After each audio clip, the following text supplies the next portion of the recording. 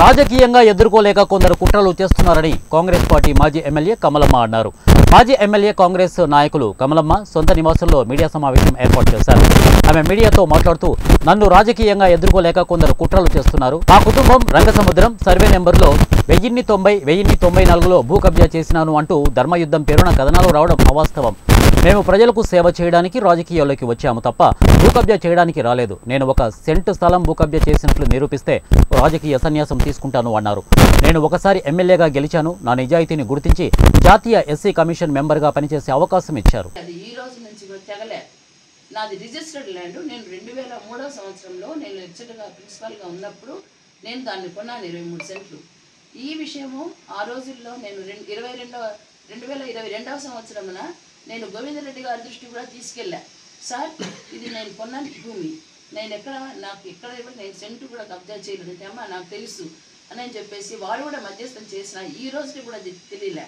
నేను నేషనల్ లెవెల్లో ఎంతో మందికి, వేల మందికి న్యాయం చేసిందాన్ని. అంత శక్తి దేవుడు నాకు ఇచ్చాడు. పార్టీ నాకు ఇచ్చింది. పార్టీ నాకు కమిషన్గా ఢిల్లీ స్థాయిలో నేను పనిచేసి ప్రజలకు సేవ చేసేటువంటి శక్తి నాకు ఇచ్చింది. ఈరోజు నేను దాన్ని ఏ విధంగానైనా ఎదుర్కోగల శక్తి నాకుంది. కానీ నేను ప్రజా జీవితంలో ఉన్నా కాబట్టి నేను మౌనంగానే ఉండాలి. ఎప్పుడు కూడా నిండా ఉండే ఆకు ఎగిరిపడదు.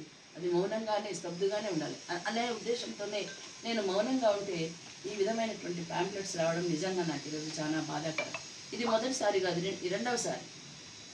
గత డిసెంబర్ నెలలో కూడా ఒకటి వచ్చింది. నేను దాన్ని విస్మరించిన. ఎందుకంటే ఏనుగులు పోతా అంటే కుక్కలు మరుగుతూ ఉంటాయి కాబట్టి మనం ప్రతిదానికి స్పందించకూడదని మౌనంగా ఉన్నా. అయితే ఈ రోజున మళ్ళా వచ్చి పేపర్లలో పెట్టి ఇవ్వడము, అది కూడా ఏమిటి, ఎన్నికలు వస్తున్నాయి.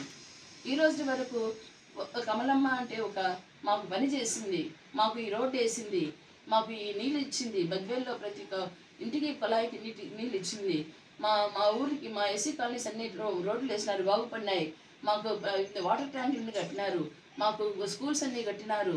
ఎక్కడ కానీ ఒక్క మచ్చ కానీ మరక కానీ మాయ కానీ లేకుండా మరి ఇన్నాళ్ళు నేను నా జీవితం 20 ఏళ్ళ జీవితం 2009లో ప్రవేశపెడితే 2024 ఈ రోజు వరకు నేను ఎక్కడ కూడా ఒక్క మాట కూడా నేను తెచ్చుకోలే.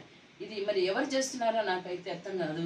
నిజంగానే ఈ ఆచార్య చేస్తున్నాడా లేకపోతే దీని వెనక ఎవరున్నారో నాకు తెలియదు. కానీ ఈ రకమైనటువంటి ఆంధ్రప్రదేశ్లో కాదు, ఒక దేశంలోనే కమలమ్మ గారికి ఒక ఉన్నతమైన పేరుంది. ఈ ఉన్నతమైన పేరు మీద అన్యాయంగా ఒక వ్యక్తి వేస్తున్నాడంటే ఏమి ఉద్దేశంతో వేస్తున్నాడు? మా యొక్క క్యారెక్టర్ మీద దెబ్బ కొడుతున్నాడు, మా పొలిటికల్ భవిష్యత్తు మీద దెబ్బ కొడుతున్నాడు.